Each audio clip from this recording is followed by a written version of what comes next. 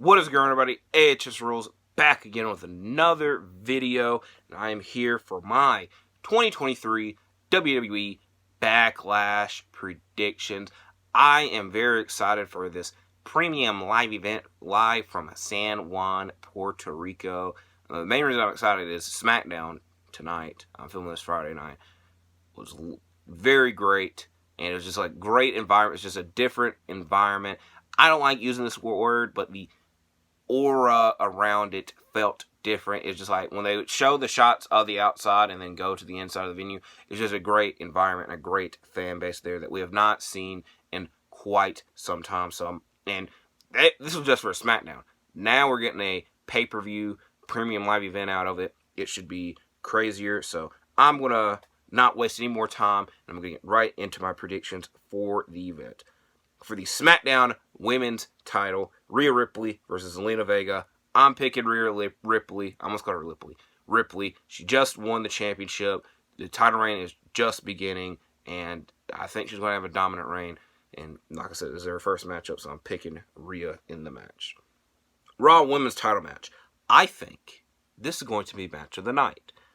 Bianca Belair versus Io Sky. I'm picking Bianca Belair. I believe on SmackDown, I should have fact-checked it.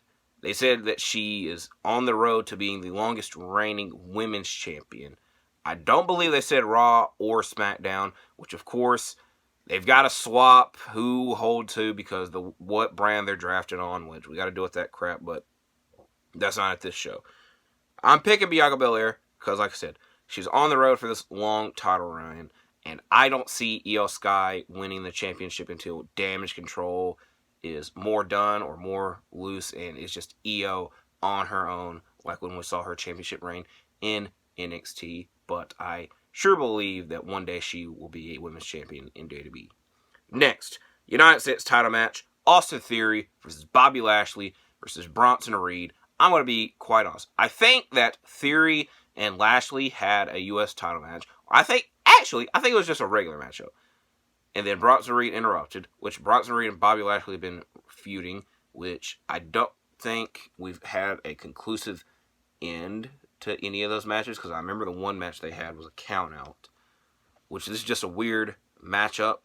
I'm picking Theory from the standpoint of my draft thoughts video. I said that Theory was one of the top winners of the draft because Gunther on SmackDown with his Intercontinental title reign that he's had the past year has been great. And he's had big-time matchups on SmackDown where now Gunther's not on their show. He's on Raw.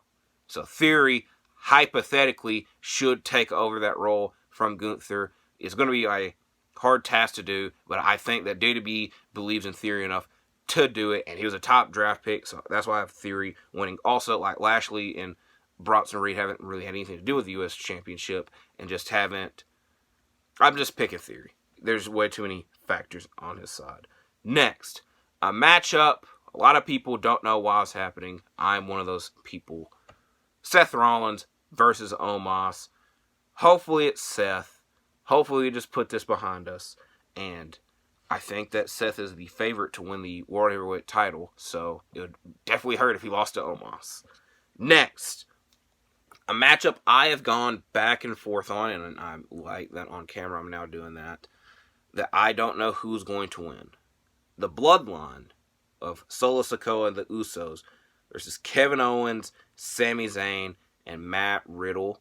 I'm going to pick the Bloodline because it has been a minute since we've seen them have a dominant performance and or win a matchup, because the main two matchups that I remember is the two tag team title matchups of the Usos versus Kevin Owens and Sami Zayn.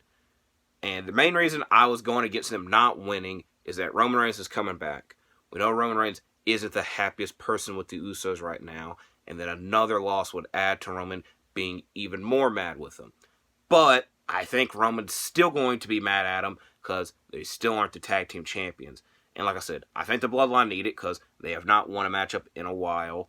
And Kevin Owens, Sami Zayn, we know they're a great duo, but now they're adding Matt Riddle into the mix, and they don't really mix well with them. Plus, the Bloodline shouldn't be on Raw for a minute because They're on SmackDown. They're not the tag team champions. The Usos hypothetically should be in the back of the line because they lost their rematch to them. So Matt Riddle, Kevin Owens, and Sami Zayn are still on Raw. They're still going to have interactions. It would make more sense if they lost that it would be negative interactions because right now they're just teaming to team. And now if they lost a big time matchup, it would make sense that they don't like each other and continue their interactions. So long story short, I think the Bloodline's going to win because they need it. I was like going to go through a big explanation, but I was just like, that actually is the explanation. Next, another matchup. I don't know who the hell is going to win. Cody Rhodes versus Brock Lesnar. I am going to pick Cody Rhodes from the standpoint of Cody loses this, is definitely going to hurt him. And I feel the fans would be very I don't know. It's going to be a long, long run until Cody beats Roman Reigns. We have no clue when the hell that is going to be. A lot of us are imagining it's going to be at WrestleMania next year. But again, we don't know if that's going to happen. Also, a lot of us, myself included, do not want Cody Rhodes to win the World Heavyweight Championship that is on Raw, which is his drafted brand. He even said he's worried about the other championship. So, they are booked in a bad position. Now, like I said, the main reason I'm picking him to win this matchup is just like, if he loses 2 big-time matchups in a row, he's not going to be looked at the same unless they write him off and just have him go on a road of recovery. Just because seeing him every week and just being reminded that he's a loser is just going to be like, why would we cheer for a freaking loser type of thing? Like I said, it's a big-time matchup. Also, I don't anticipate seeing Brock for a minute, so it kind of be like he won the match for nothing if we're not going to see him. And I filmed this video earlier, and I went on a big spiel that didn't make sense, so I'm going to try my best to re-explain it and make it make sense. Again, Cody's on Raw with the new World Heavyweight Championship that and again, a lot of people don't want to see him win, but he's going to have to interact with it because he is one of the top stars on the brand and whatnot. So I anticipate in this tournament that they have set up, which I'll talk about that in a future video, that he's going to be in it, but he's not going to win. Because like I said, we don't want to see him win the World Heavyweight Championship. So, he lost to Roman. This is hypothetically. He loses to Brock, and he loses in the World Title Tournament. It just would make him look really bad. So, if he beats Brock, losing in the World Title Tournament doesn't look that bad, and we need him to get some type of victory. So, the last time I explained it, I went more into detail, but it's just like, I feel the more details I give, the more crazier it gets. It's just like, I anticipate him, if he lost all these things, it's going to make him look bad. So, beating Brock and then losing again in the World Title Tournament wouldn't make him look as bad. But who really knows? Like I said, I think it's very 50-50 booking because the other side is Brock Lesnar. He very rarely loses. So, it is what it is. Next matchup, the last matchup. I saved this match for last because it's on the pay-per-view poster. It's on the thumbnail. And it was the last segment on SmackDown. San Juan Street Fight. Bad Bunny versus Damian Priest. It's got to be Bad Bunny. The whole event's booked around him. He was supposed to be the host. Now he's competing.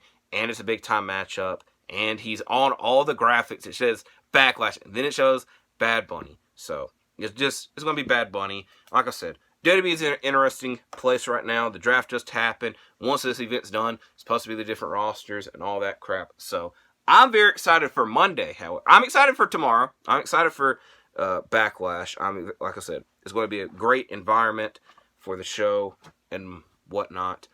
The more exciting thing is, Monday will be my how I would book Night of Champions video. I don't want to put it off. That's why I'm just going to do it right away. And in that video is going to be how I would also book the World Heavyweight Title Tournament, which a lot of people are upset about. I will reveal my thoughts on. A spoiler, I'm not that upset about the tournament. I know a lot of people are. I'm not one of them. But Monday, I'll reveal more on that in my How I'd Book Night of Champions video. So hopefully we can all enjoy Backlash and enjoy our weekends. Thank you for watching this video. Please like and subscribe, and I'll see you in the next one.